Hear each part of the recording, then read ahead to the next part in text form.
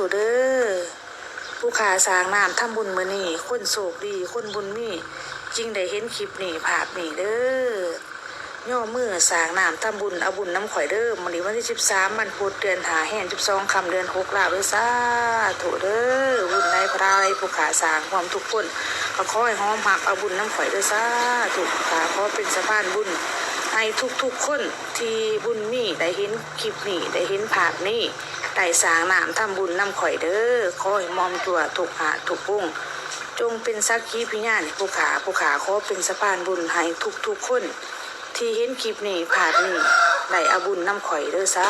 ธุเด้อบุญในพระไรผู้ขาสร้างผู้ขาทำขอให้มอมจั่วทุกอาทุกองค์และสิ่งศักดิ์สิทธิ์ทั้งหลายเทพเจ้าทุกอาทุกองค์เด้อจงเป็นสักขีพยานให้ผู้ขา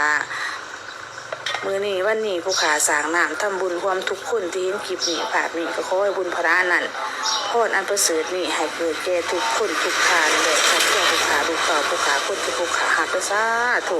ผู้ขายาน้ำคอยดังลงดินคอยอมพบอินแม่เท่านี้เป็นเจ้าท้าวเวสสุวรรณโนเจ้าถิ่นเจ้าทานเจ้าดินเจ้าร้อนเทือนซ่านผู้ขาเป็นสักขีพยานผู้ขาสร้างน้ำทำบุญความทุกคนในมื้อนี้วันนี้ขอบุญกุศลที่สร้างในมื้อนี้วันนี้คอยห่อได้ถึงอีพ่ออีแม่ปู่ย่าตายายบุตรีบุตาสามีภรรยาเพื่อนมิตรสหายผมมีพระคุณของผู้ขาเทพเจ้าทุกอาทุกองค์ปูตาสานาคราทุกอาทุกองค์ทุกภพทุกภูมิขอให้หอมหับเอาส่วนบุญส่วนกุศลที่ผู้ขาสร้างความทุกคนในมื้อนี้วันนี้ตั้งแต่มื้อนี้เป็นต้นไปขอจงอโหสิกรรมให้แก่ตัวผู้ขาลูกผู้ขาคนที่ผู้ขาฮักแต่พ่อแม่พี่น้องทุกคนสาธุตอนนี้ต่อไปขอให้มีแต่ความสุขความเจริญท่านเมื่อสาวไร้